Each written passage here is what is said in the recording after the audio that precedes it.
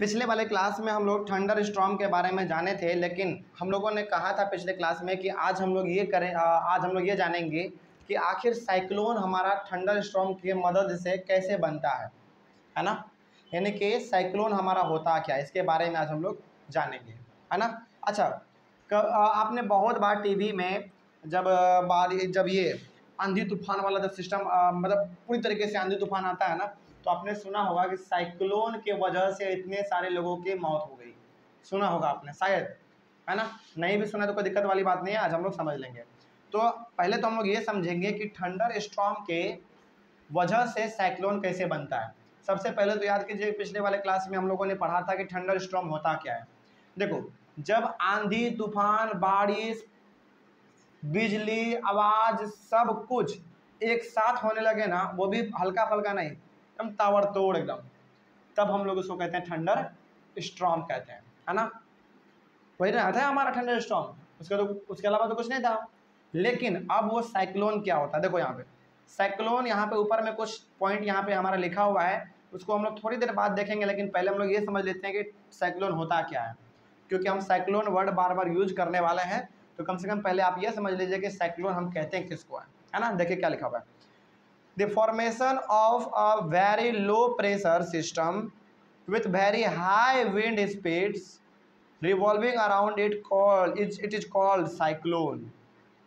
It factors like wind speed, wind direction, temperature and humidity contribute to the development of cyclone. Cyclone का मतलब क्या हुआ, आप समझिए इस चीज को। साइक्लोन का मतलब ही, अच्छा एक बताओ, कभी आपने बवंडर देखा है? बवंडर जो है ना, दोनों प्रकार का होता है। एक समुद्र के ऊपर भी होता है और एक ज़मीन के ऊपर भी होता है। दोनों को हम लोग साइक्लोन ही कहते हैं। हालांकि साइक्लोन का तो खास मीनिंग जो है ना, हमारा समुद्र के केस में देखा जाता है।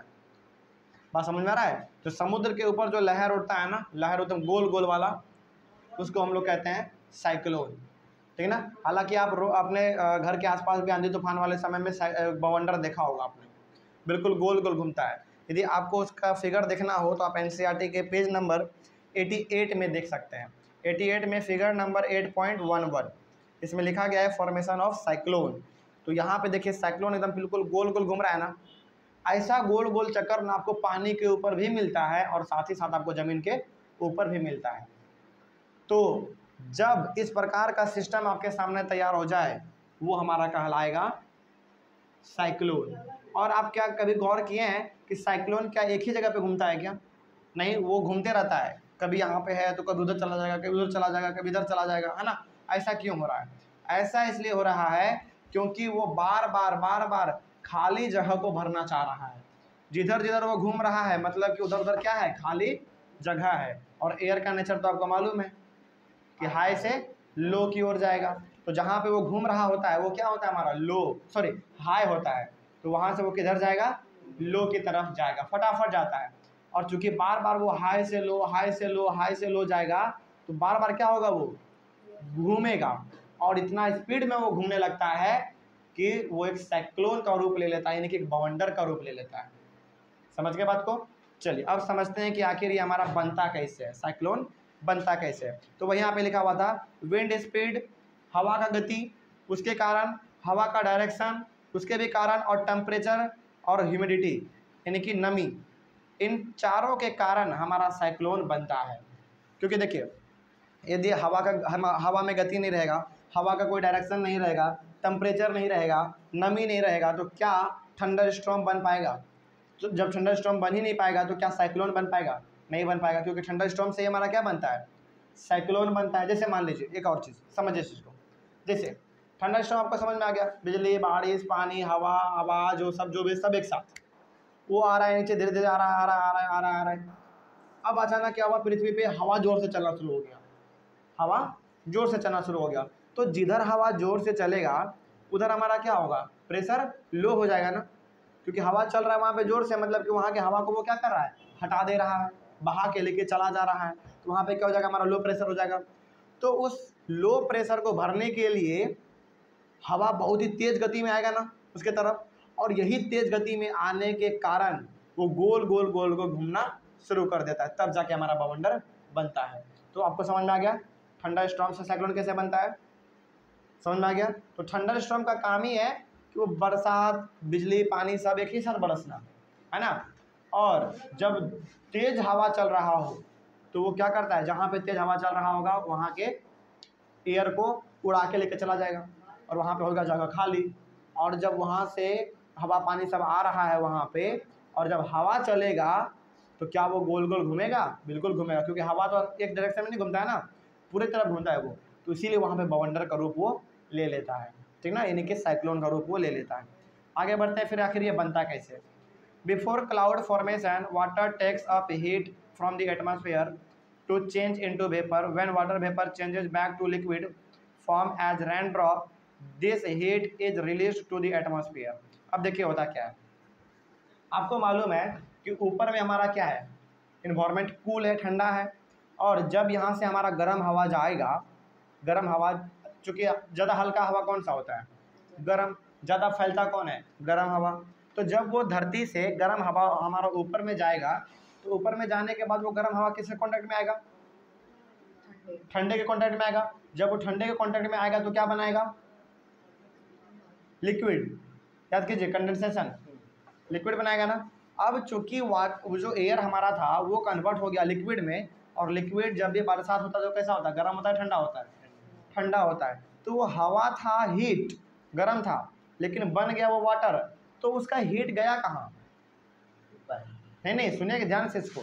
जब वो हमारा हवा बहुत गर्म था और जब वो हवा ठंडे के कांटेक्ट में आया, जब ऊपर में बादल के कांटेक्ट में आया तो वो लिक्विड बन गया। तो लिक्विड बना तो उसका हीट गया कहाँ, उसका हीट इन्वायरमेंट में फैल गया, यानी कि वाटर का रूप वो ले तो लिया, लेकिन उसका जो हीट था एयर का, जो गर्म हवा था, वो पूरी तरीके से इन्वायरमेंट में फैल गया।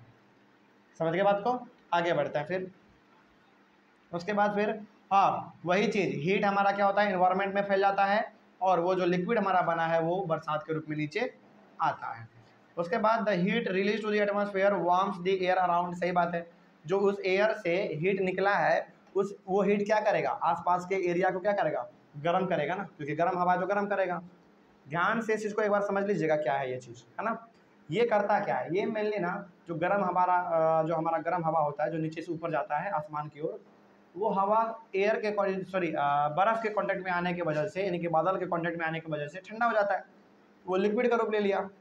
लेकिन वो तो गर्म था ना पहले, तो वो जो गर्म था पहले वो लिक्विड में कन्वर्ट तो हो जाएगा, लेकिन उसका जो हीट था वो इन्वायरमेंट में मिल जाएगा, और उसके इन्वायरमेंट के बगल में जो भी हमारा इन्वायरमेंट के बगल में जो भी एरिया होगा, जो सराउंडिंग होगा उसका आसपास का, उसको क्या करेगा, हीट प्रोवाइड करेगा, ठीक ना। आगे बढ़ते हैं फिर। The air tends to rise and cause a drop in pressure. More air rushes to the center of the storm. This cycle is repeated. और ये क्या होता है, बार बार आपका ये लगातार चलता रहता है ना। हवा ऊपर जाएगा, ठंडा होगा, हीट को वो छोड़ देगा, अपने खुद वो पानी बन जाएगा, फिर वो नीचे आएगा, फिर वो गर्म होके फिर वो ऊपर जाएगा, यानी कि ये साइकिल हमारा बार बार क्या होता रहता है, चलता रहता है। और इसी के बीच में यदि हवा तेज हो गया तो वही स्ट्रॉम, यानी कि वही थंडर स्ट्रॉम हमारा किसका रूप ले लेता है, साइक्लोन का रूप ले लेता है। बड़ा सिंपल सा बात है ना, वही बवंडर वाला। डाउट समझ में आ गया, कोई क्लियर कहीं पे कोई कन्फ्यूजन है ना। तो थंडर स्ट्रॉम हमारा मेनली साइक्लोन में कैसे कन्वर्ट होता है मालूम चल गया, है ना। जब धूप, बरसात, आग, बिजली सब एक साथ कड़के, है ना, सब एक साथ हो रहा हो और हवा भी बहुत तेज़ से चलने लगे, तो वो हवा क्या करता है, जहाँ पे वो स्टार्ट हुआ होगा वहाँ की जगहों को खाली कर देता है। खाली करने से वो जगह को भरना तो पड़ेगा ना, जगह को भरने के लिए जब हवा उधर आएगा बड़ा तेज में, तो वो गोल गोल घूमना शुरू कर देगा। समझ गए बात को, चलिए। तो इसके बाद फिर हम लोग पढ़ेंगे अपना डिस्ट्रक्शन कॉज्ड बाय साइक्लोन्स, यानी कि साइक्लोन के वजह से कितना ज़्यादा हम लोगों को हानि का सामना करना पड़ता है, यानी कि बहुत बर्बादी करता है ना। चल इसको हम लोग अपने अगले वाले क्लास में देख लेंगे। Thank you very much and have a nice day.